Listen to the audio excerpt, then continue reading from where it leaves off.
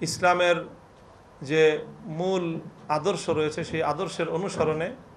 পর্যায়ক্রমিকভাবেই বাংলাদেশ খেলাফত মজলিস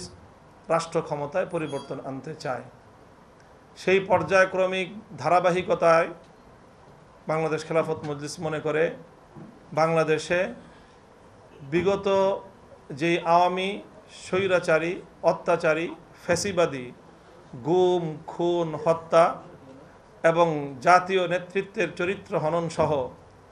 যেই ভয়ঙ্কর দেশবিরোধী দেশ বিধ্বংসী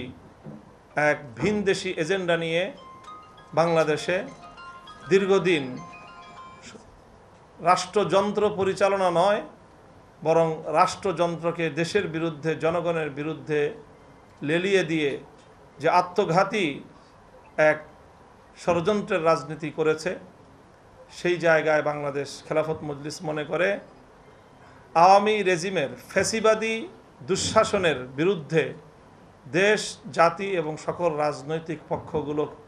ঐক্যবদ্ধ থেকে তারপরে যার যার দলীয় স্বার্থ এবং দলীয় এজেন্ডা নিয়ে তারা বাংলাদেশের রাজনীতিতে অংশগ্রহণ করবে। কাজেই আমরা বাংলাদেশের বর্তমান বিরাজিত রাজনৈতিক ব্যবস্থায়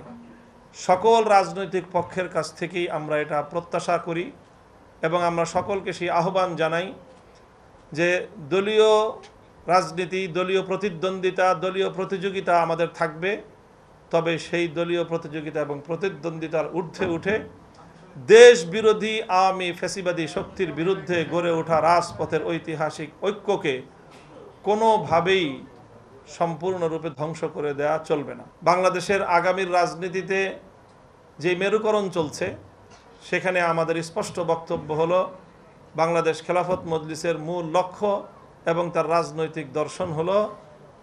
বাংলাদেশে ইসলামী রাষ্ট্র ব্যবস্থা প্রতিষ্ঠার জন্য ইসলামী হুকুমত কায়েম করার লক্ষ্যে বাংলাদেশ খেলাফত মজলিস তার রাজনৈতিক কর্মসূচি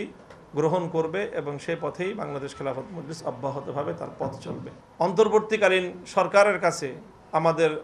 একটা জোরালো দাবি হলো যে আগামীর নির্বাচনের বিষয়ে অমীমাংসিত যেই বিষয়গুলো রয়েছে,